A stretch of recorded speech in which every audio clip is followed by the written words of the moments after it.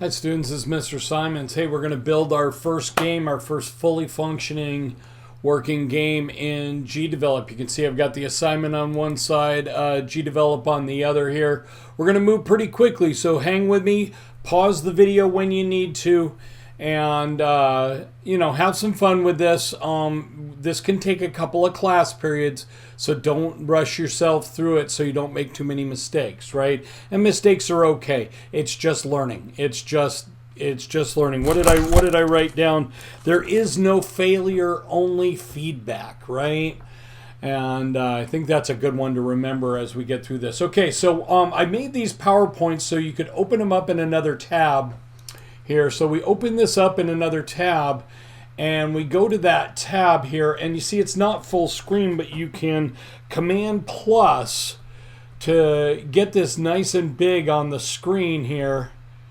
And that's as big as it goes, but that'll be nice. That'll be a nice size for working with this, okay? Here's a couple of the things that I had. Again, I recommend the beginner tutorials.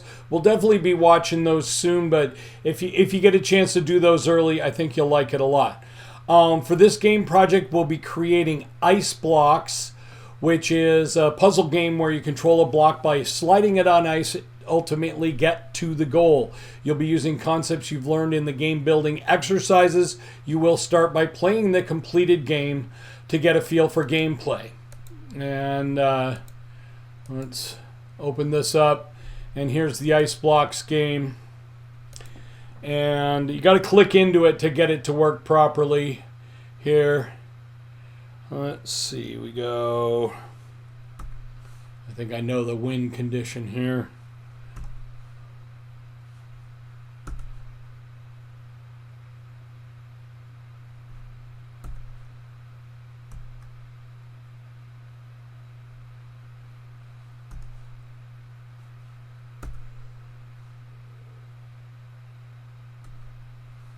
Now I'm just using the arrow keys here to make this work.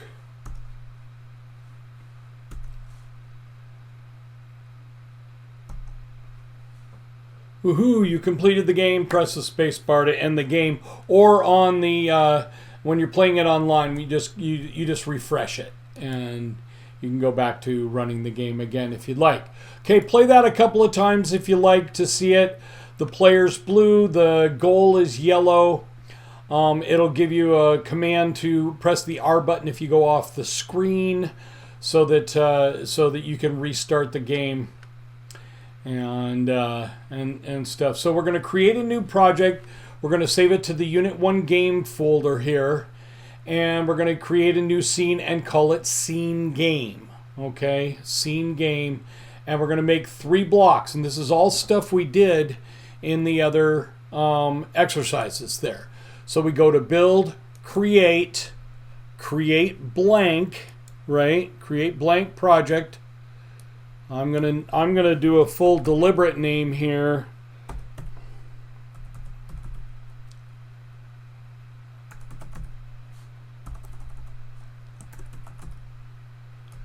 Game 1. And I got to choose the folder. Make sure it goes to the right folder. Very, very important that we get to the right folder here. Documents, home, game design, Unit 1, game, Unit 1 game. And this is empty now here. And so we got it. So we got it in the right spot, and we go to create our project. We want to rename this scene here. Rename the scene, right click or click the 3-dot menu, SCN game here, and then click on the scene to open it up. I'm gonna make sure that we can see the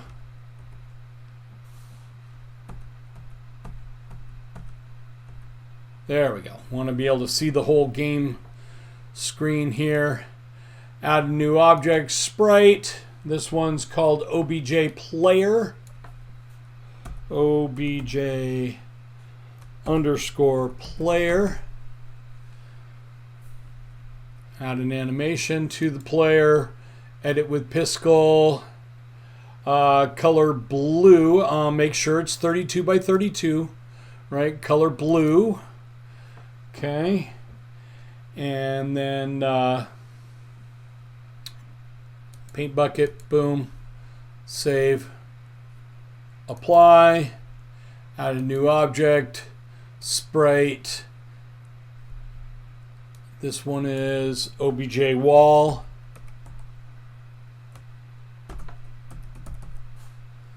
Add animation, edit with Piscal. This one's going to be black. Make sure that's 32 by 32, black. Boom, boom. Apply, add new object, sprite, OBJ goal. It's really important on these first couple of games that we name things as they say in the tutorial, because they're named quite deliberately so we know what they are. We always want to name our assets so we know what they're being used for, right? It's actually pretty important for keeping track. Now, I don't have a yellow in my... There's a nice bright yellow. We'll save that. Use the yellow and paint bucket. Boom. Okay, so I've got the 3 sprites. You can get creative with the colors as long as they contrast well. I think I used a red sprite in the tutorials here. All right, and now we're going to add the movement for the up, down, left, and right as we did in the game. Except, okay, very important that these have a permanent force. It's like they're sliding on ice, right? It's like they're sliding on ice. So you set them going and they just go until something stops it, okay? So we go to the events here, add a new event. Key press. Start with right. Okay, click OK. Add action here, OBJ player, add a force.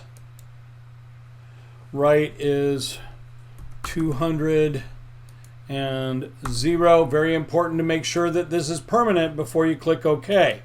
Okay, I'm going to give you a shortcut here, but don't take it unless you really unless you're really going to be good about changing every parameter here. So look at this. We can copy this and then we can paste.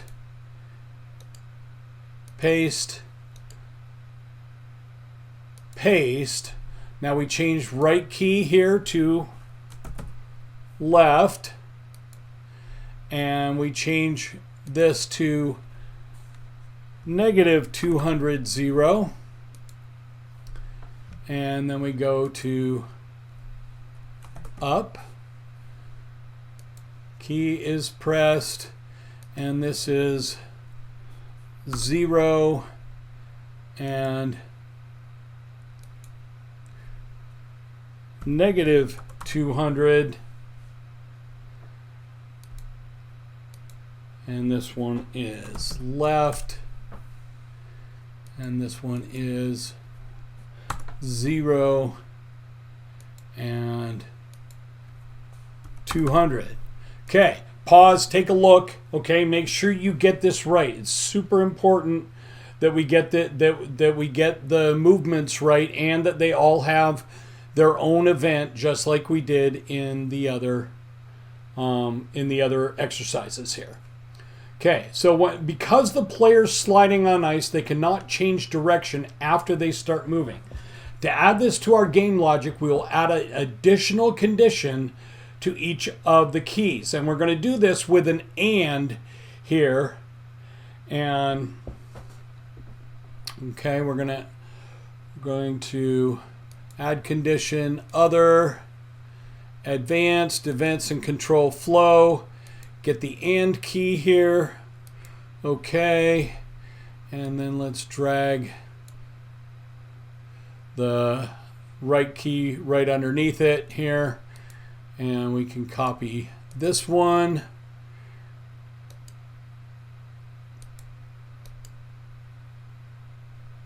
Huh. Okay, didn't copy or copy. And it's not pasting in. Okay, that's okay. We'll just do this the long way.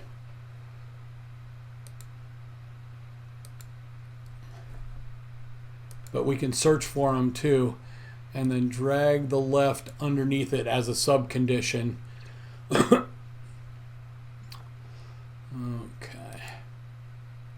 And you can search like this for it as well.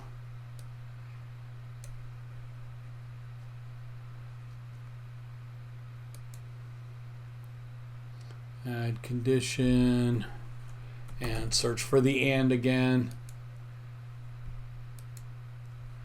and drag the left key press underneath it. Okay, and then we're going to add another subcondition to each of these here. We're going to select the player and its speed to be equal to 0 in each one of these. Player and speed equals 0. Okay. BJ player.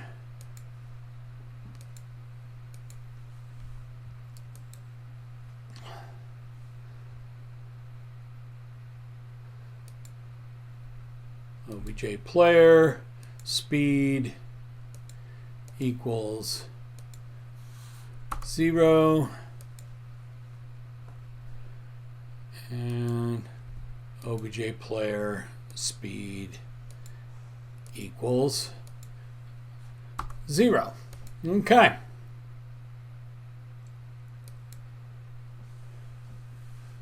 And so now you can see the full conditions for the movement of the player. 1.2.5 here, okay? A completed event will now look like this, and we want to do the same to all 4 keys. Overall speed equals, oh, I didn't put a number in there. You always look for your red errors here. So and means if all of these conditions are true. Now the conditions will default to the and. So if you just put a couple of conditions there, it will default to the and. But for the first time through, I wanted to put that and up here. And you know what? It's not that visible on my screen. So I'm going to change my